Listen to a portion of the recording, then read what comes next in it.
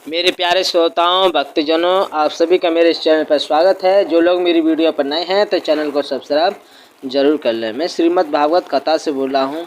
आप इसे बड़े ध्यान से सुनिएगा। माया और माया से पार होने के उपाय। माया क्या है, तो माया से पार कैसे होना है। तो एक राजा थे निमि। उन्होंने पूछा, भगवान मैं सर्वशक्तिमान परम कारण विष्णु भगवान की माया बड़े बड़े मायावियों को भी मोहित कर देती है, उसे कोई पहचान नहीं पाता, और आप कहते हैं कि भक्त उसे देखा करता है।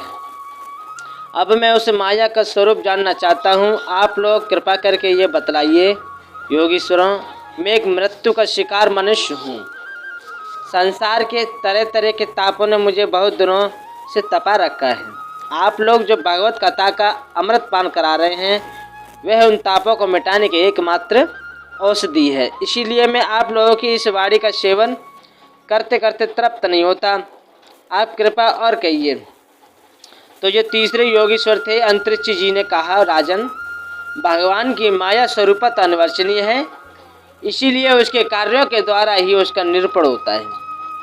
आदि पुरुष परमात्मा जिस शक्ति से संपूर्ण भूतों के कारण बनते हैं और उनके विषय भोग और मोक्ष की सिद्धि के लिए अथवा अपने उपासकों की उत्कृष्ट सिद्धि के लिए स्वनिर्मित पंचभूतों के द्वारा नाना प्रकार के देव, मनुष्य आदि शरीरों की सृष्टि करते हैं और उसी को माया कहते हैं। तो यहाँ तक माया का ये वो हो गया कि माया किसे कहते हैं। इस प्रकार पंच महाभूतों के द्वारा बने हुए प्राणियों शरीर में उन्होंने अंतर्यामी रूप से प्रवेश किया है, जिसे हम अंदर आत्मा स्वरूप कहते हैं कि वो परमात्मा एक रूप से हमारे अंदर भी है, और अपने को ही पहले एक मन के रूप में और इसके बाद 5 ज्ञानेंद्रिय तथा 5 कर्मेंद्रियां इन 10 रूपों में विभक्त कर दिया।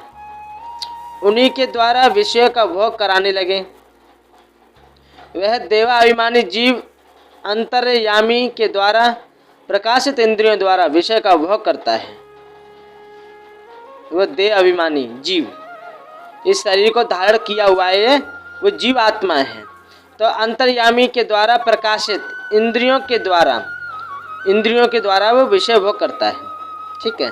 और इस पंचभूतों के द्वारा निर्मित शरीर को आत्मा अपना स्वरूप मानकर उसी में आसक्त हो जाता है।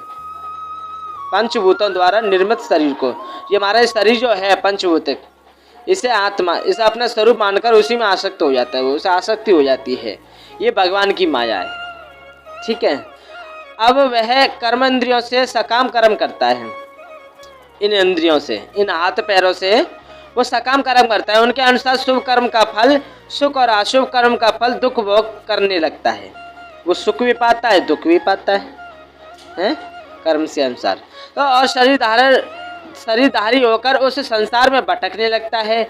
ये भगवान की माया है। और समझो माया, इस प्रकार ये जीव ऐसी अनेक अमंगलमय कर्मगतियों को, अनेक फलों को प्राप्त होता है और महाभूतों के प्रलय पर्यंत विवश होकर जन्म के बाद मृत्यु और मृत्यु के बाद जन्म को प्राप्त होता है। ये भगवान की माया है।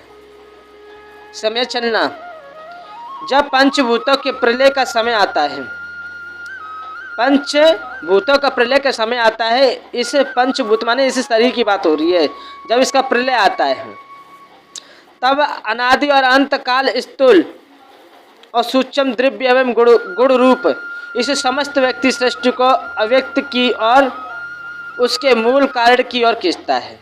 ये भगवान की माया है।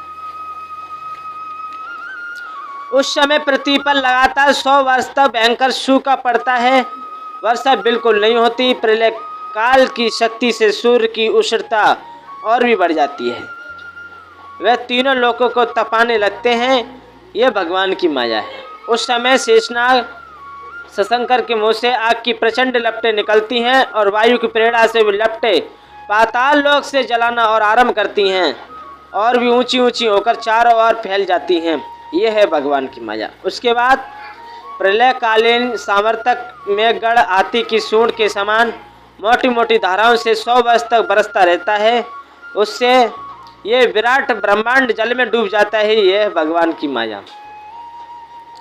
उस समय जैसे बिना ईंधन के आग बुझ जाती है, वैसे ही विराट पुरुष ब्रह्मा अपने ब्रह्मांड शरीर को छोड़कर सूक्ष्म रूप अव्यक्त में लीन हो जाते हैं। ये है भगवान की माया।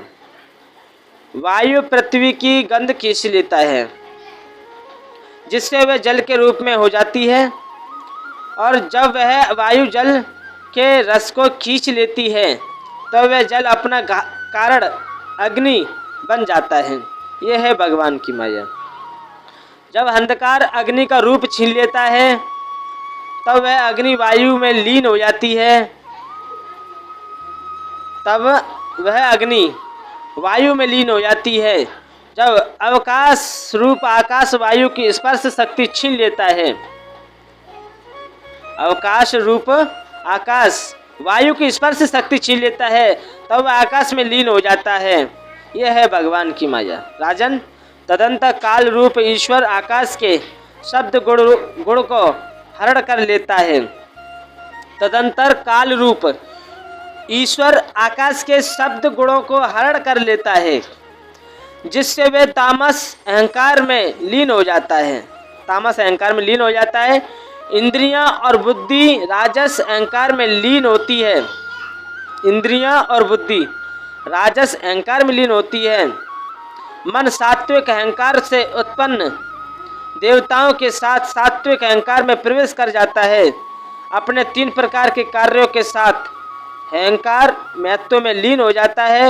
महतत्व प्रकृति में और प्रकृति ब्रह्म में लीन होती है।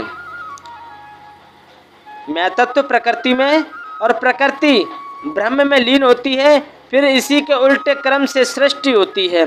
यह है भगवान की माया। ये सृष्टि, स्थिति और संहार करने वाली त्रिगुणमयी माया है। इसका हमने आपसे वर्णन किया है। अब आप और क्या सुनना चाहते हैं? तो ये मेरे प्यारे श्रोताओं, ये है माया प्रभु की, कि माया क्या होती है, और इसे आप और सुनना, तो बड़े ध्यान से इसका चिंतन करना, मंथन करना, फिर और निष्कर्ष निकल के आएगा माया क्या है। जय श्री कृष्ण।